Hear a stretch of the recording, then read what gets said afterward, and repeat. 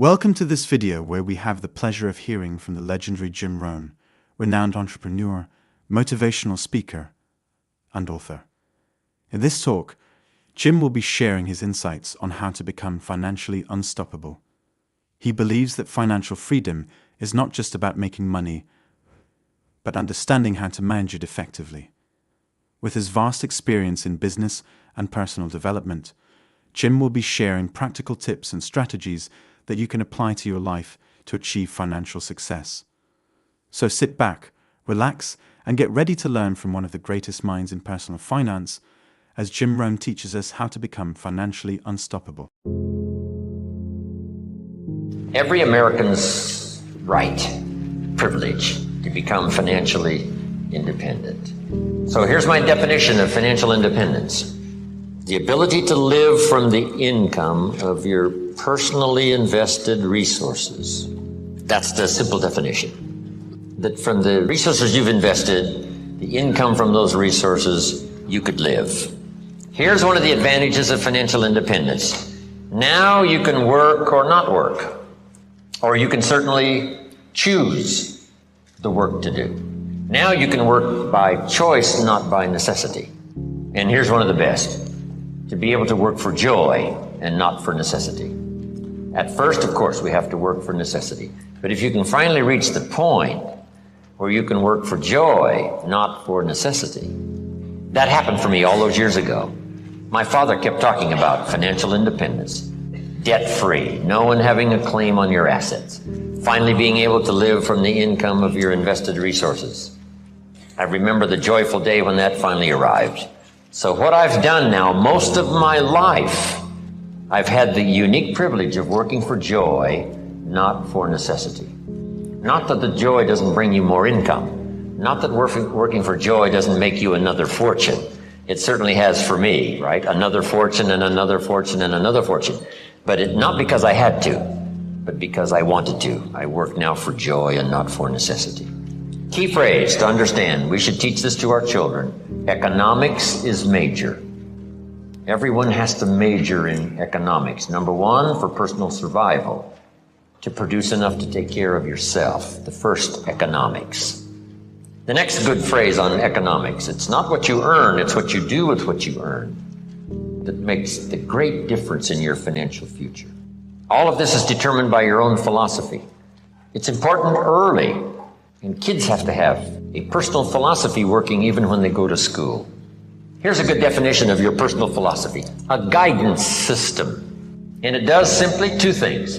Helps you to see the opportunities, take advantage of those. Helps you to see the dangers, minimize those.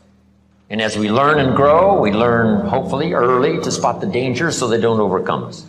Hopefully we learn early to see the opportunities and take advantage of those, maximize them if we can. That guidance system is like a sail on a sailboat. The winds are always blowing, favorable winds, unfavorable winds, stormy winds, economic winds, political winds. The wind is always blowing. But to arrive at a predetermined destination, it is not just the blowing of the wind that we have to deal with. Here's the major part, the set of the sail. The set of the sail is what you learn. Talking to each other, gathering more information, filling up one journal, then another one. Information. Guidance on how to trim the sail, set the sail. The Sunday morning sermon, the lyrics of a song, the dialogue of the movie. Words put into good structure so that they deliver enlightenment, information, knowledge. And we use that to set sail. And it isn't that you set sail once and then that's it and it's over. It is a continual setting of sail every day, every month, every year. Setting sail economically, trimming the sail. For your good health, you just have to set sail toward the destination you wish to reach, having good health. Then it's easy to neglect. Then it's easy to slide. Here's one of the better phrases. Everything by longevity tends to get off course. When the early astronauts made those trips to the moon, on the way to the moon, here's what they had to engage in, mid-course corrections. They look at all the gauges and some solar winds that they didn't expect, has pushed them off course as they look at the gauges. Now they must fire the little rockets to get the spaceship back on course. And it's especially critical if you're headed for the moon. If you're in an airplane and you miss Los Angeles and, make San Francisco, you're okay. But you can't miss the moon. And here's why. If you miss the moon, you can't get back. So just put this little note now. It's a pretty serious note. Some destinations are critical. Speaking of going to the moon, I met Neil Armstrong one time, a little talk he gave. Here's what he said in his little talk. Going to the moon was just a matter of solving a couple of problems. Problem number one, how to get there. And then you just figure that out, how to get there. Problem number two, what? How to get back. That's problem number two, and you just solve that. Now, he said, it's also critical not to leave until you've solved both problems. I thought that was classic. Wow, speeches and information give us so much to chew on. Because you know what I did in some of my enterprises? I figured out how to get in. I didn't figure out how to get out. And some cost me more than I wanted to pay. Just because I, too quickly figured how to get in, did not figure how to get out. Whether it's a lecture like we've engaged in here, hours and hours and hours, or whether it's a simple sermon. Schuler Jr. was giving a classic sermon one morning, and I was privileged to hear it. Here was the notes on his sermon. It's very brief, so I'll give it to you. So jot this down. These are great notes. Here was his sermon. Number one, if you think it's impossible, it isn't. Here was point number two. If you think you know everything, you don't. Point number three, if you think you're alone, you're not. Isn't that a classic? That's a classic sermon. Your philosophy, whether it's your philosophy about economics or your philosophy about marriage or your guidance system about good health, it's easy to get off track. So by longevity, we start, and sure enough, it drifts off course. And that's what sermons are for. And that's what the lyrics of the songs are for in personal conversation, is to get us what? Back on track. And hopefully we're not too far off track so that it doesn't take too long to get back on track. So maybe that's all you needed this weekend. You're doing pretty good, but in a few things you've drifted a little to the right, or you've drifted a little to the left, or just by, a casual approach to some things instead of the serious approach, you're a little bit off track. And it doesn't take that long, if it hasn't gone on too long, to get back on track. But even if it's been a long time, you can start the process overnight. You can start the process. Decision-making this weekend could be some of the most important of your life and your future. Now, your philosophy about money. What about money? What about success? It's a good debate. I've got a good question. It's not necessarily a high moral question, but it's a pretty good question. If you could do better, should you? That's not a bad question. Now, all of us have personal choice, but this is a good question, and a lot of my stuff is up for debate. I don't even claim to be right. If you take all these notes and throw them away and go listen to somebody else, I'll be just as happy. Because, it doesn't matter. As long as you finally, get the ideas that make a difference for you and add to the wealth and the structure of your own life systems. That's what's important. Not that I deliver the message that's all important. But piece by piece and speaker by speaker and teacher by teacher and phrase by phrase and book by book, we pick up the information that helps us to fine-tune our life and our future. But this is a good one for your own debate. If you could do better, should you? When I meet Mr. Schoaf, I'm not in good shape. Here's where I was when I met him. Pennies in my pocket and nothing in the bank. Because the story of the Girl Scout with the cookies had just occurred in my life. And now I meet this man. Here's what he said. Now to get started in a whole new direction, here's what you need to do. You need to develop a financial statement. And a financial statement is very simple. It's a piece of paper with a line down the middle. On this side is the value of all your assets, and over here is all of your liabilities. Here's what you've got in terms of worth, and here's what you owe. And then when you add up all of the value of your assets and you add up all that you owe, called liabilities, we come up with what we call now, finally, when you subtract one from the other, your current net worth. Here's a good place to start. Key phrase, take a picture of where you are. And here's what it's called, the truth. I got to take a picture of where I am. I got to know how good it is, or I got to know what? I got to know how bad it is. I got to know how much I'm on the upside, or how deep a hole am I really in. So this is what I started. It was a simple little program of coming up with my current net worth. My liabilities, that was easy. I owed my parents, I owed. I made the third borrowing on my car, and he was threatening to come and get it, drag it down the road, rear end up in front of my neighbors. So I had plenty of liabilities. On the asset side, I put my furniture even. I put everything I could think of. My shoes. I mean, wouldn't the Salvation Army give me $2 for my shoes? I mean, I am scrambling. And when I did this exercise, guess what it did? It really soberly gave me a current picture of where I was. And guess what? I was unhappy. But here's what's important about the truth. It sets you free. Number one, free to correct old errors in judgment. That's what the truth is for, to correct old errors. After 6 years, I started working when I was 19. And when I took a picture of where I was, it was not a very happy experience. So now, where do we go from here? Number one, perhaps a new philosophy. Here's the philosophy usually of the rich and the poor. Poor people spend their money and invest what's left. Here's usually the philosophy of the rich. The rich invest their money and spend what's left. It's just a little turn of semantics.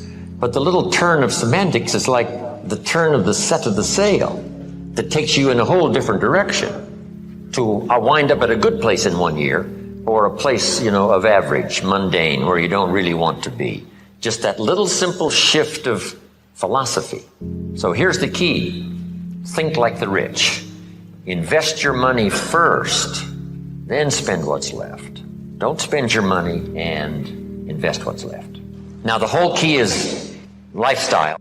The money is always there, either to spend or invest. The difference in what you do with it is based on philosophy, not economy. It isn't the state of America's economy that makes the difference. It's the difference in your philosophy, right? That illustration? Here's a book on how to get rich. It costs $20. Somebody says, well, a poor person can't buy that book. I say, no, it's only 7 Coca-Colas. And you either spend the money on the 7 Coca-Colas or a $20 book that teaches how to get rich. So jot this down. Everybody has the money, even the poorest of the poor. The key is how to spend it. The key is what to spend it for and how you spend it. First, how you earn it is determined by your philosophy. Second, now, how you spend it is determined also by your personal philosophy. So what would be a good philosophy to follow? And this is the little simple form I want to give you on financial independence, wealth for the future. Won't take long now to jot this down. It takes a little longer to go do it, but here it is. Never spend more than 70 cents. 70 cents. You've got to pick some number, right? This is the number I've picked. Refine your own to suit you. But I suggest don't spend more than 70 cents. Here's where the other 30 cents goes. 10 cents, 10% of your income for charity, church, supporting worthy projects, teaching children here to become generous. If kids understand generosity, they'll give you 10 cents out of every dollar that they earn. And this is a good place to start. It's easy to give 10 cents out of $1. A little more difficult to give 100,000 out of 1,000,000. Here's the next 10 cents. Active capital. Try to make a profit. It's called buy and sell. I learned to do this starting at age 25. It's how I made my first fortune. Buying and selling. Active capital means you try to make the profit. Buy a piece of property and improve it and sell it. Keep saving up this active capital until you've got some to work with to buy and sell. Make a profit. Now the third 10 cents is passive capital, which means let somebody else use this 10%. You put this to work and see if you can't make a profit. You are the passive partner in providing the money. They are the active partner in seeing if they can make a profit and pay you dividends and stock increase and interest. And that little formula is a good place to start. Now, you might not really be able to start there. I call this the ideal. Maybe by the time you've heard this, you're in such bad financial shape that you have to go here, 97, 1, 1, and 1. That right now you're in a trap. You're caught. And it's going to take you a while to get out. So right now you got to spend 97% of your income, right, for your living and lifestyle because, you're caught. You're obligated. There's no way out. And then the rest of these now are just 1, 1, and 1. The key is to start with something. Now, Mr. Schoaf gave me a comment. It has served me all these years. Here's the comment. It's not the amount that counts. It's the plan that counts. When I first met him, I said, if I had more money, I'd have a better plan. He said, no, if you had a better plan, you'd have more money. So if you have to, you start with 97, 1, 1, and 1. Then what do? Now comes the project right away of trying to get this 97 figure to go down and these other 3 numbers to start going up. This now becomes an exciting game to play. This is one of the great motivating factors in the world, is to start something and make progress. See, Jim Rohn told us the ideal was 70, 10, 10, and 10. But I can't start there. I've got to start with 97, 1, 1, and 1. And here's what you've got to understand. This is okay. I mean, if this is where you have to start, that's where you have to start. Then you start driving this number down and start driving these numbers up. And it's a whole game to play till finally you can arrive at this pretty good, ideal way. What to do with the money you earn from a paycheck.